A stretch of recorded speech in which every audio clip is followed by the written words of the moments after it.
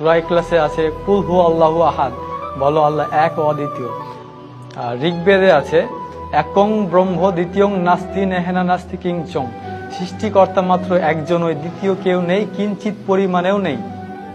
তখন আমার মাথায় চিন্তা আসলো যে সৃষ্টিকর্তা যে একজন, কিন্তু আমরা তো অনেক ধরনের মূর্তির পূজা করি, তাহলে এগুলো কোত্থেকে আসলো?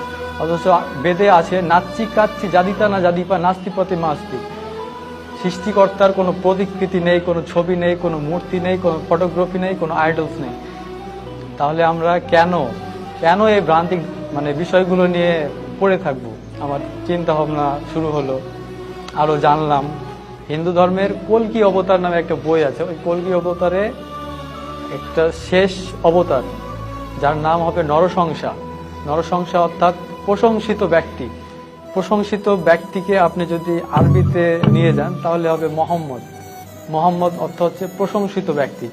ওই থেকে আর কি মনের মধ্যে একটা খটকা, যে আরেকটা মন্ত্র আমি পেলাম কল্কি অবতারে, লা ইলাহা হরিতি পাপং ইল্লো ইলাহা পরম পাদম জন্ম বৈকুণ্ঠ অপরিণীতি জপিনাম মোহাম্মদম। এখানে আল্লাহর কথা আছে, রাসূল সাল্লাল্লাহু আলাইহি সাল্লামের কথা আছে। তখন আর কি আমি পুরোপুরি শিওর হয়ে গেলাম।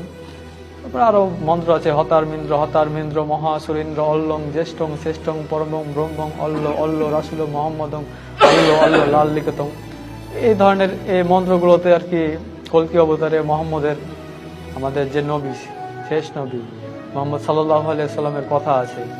এগুলা ধীরে ধীরে আমি বুঝতে পারলাম শুধু যে ইসলাম ধর্ম সত্য এই কথাটা যাচাই করিনি, যে খ্রিস্টান ধর্ম কেন সত্য নয়, বৌদ্ধ ধর্ম কেন সত্য নয়।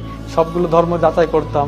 বিভিন্ন পাদ্রীরা প্রশ্ন করতো ডক্টর জাকির নায়েককে, বিভিন্ন ধর্মের যাজকরা আসে প্রশ্ন করতো যে ডক্টর জাকির নায়েক যেসব উত্তর দিতেন কোরআন হাদিস থেকে, আশ্চর্যজনক।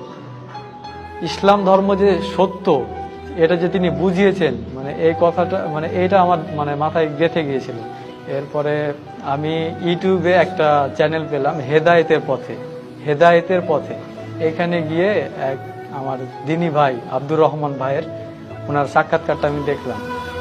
আল্লাহর কসম, আল্লাহর কসম, এই ভিডিওটা দেখার পরে আমার এই মুহূর্তে ইসলাম ধর্ম গ্রহণ করতে হবে এরকম একটা চিন্তা ভাবনা আর কি। ওনার নাম্বারটা নিলাম, নাম্বারটা নিয়ে ফোনে সেভ করে রাখলাম। তো তার পরের দিন আমি মাঠের মধ্যে গিয়ে ভাইকে ফোন দিলাম। বাড়িতে থাকলে হয়তো কেউ জানবে বা আমার কথা শুনে হয়তো কেউ আমাকে বিভ্রান্ত করার চেষ্টা করবে। তো আমি ফোন